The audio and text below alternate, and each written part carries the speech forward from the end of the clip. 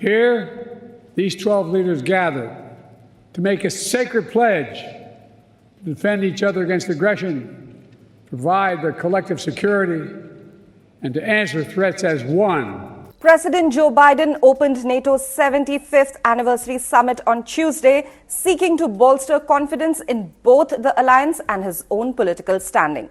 The leaders of the North Atlantic Treaty Organization are gathered in Washington, D.C. to mark 75 years of the military alliance. What's on their agenda? Why now? Will this help Biden's presidential bid? Let's break it down. President Joe Biden will host NATO leaders in Washington, D.C. this week as the alliance marks its 75th anniversary. The summit will address security threats from Russia and China. The summit will focus on reassuring Ukraine of NATO's unwavering support. This follows Russia's missile strikes on Ukrainian cities, including a children's hospital in Kyiv, which killed at least 31 people.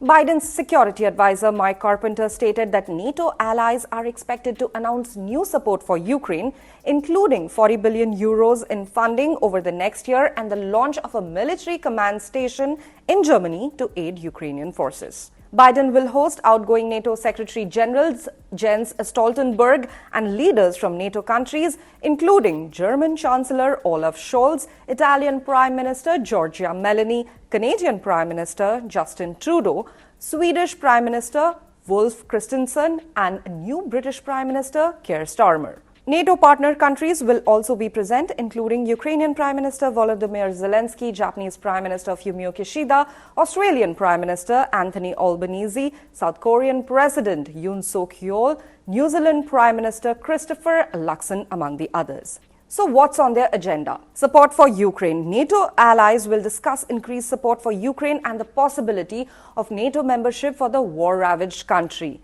Allies will recognize Ukraine's reform efforts and demonstrate support for its NATO ambitions. Defense spending. Progress on the 2014 target for each NATO country to spend at least 2% of the GDP on defense will be reviewed.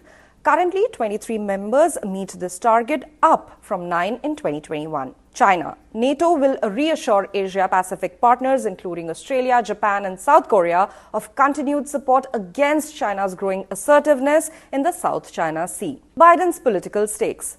U.S. domestic politics will influence the summit. Biden faces a re-election crisis, with former President Donald Trump widening his lead in polls. Trump, a critic of NATO, has suggested he might not support NATO members failing to meet defense spending targets if re-elected. This raises concerns about the future of U.S. support for NATO and aid to Ukraine.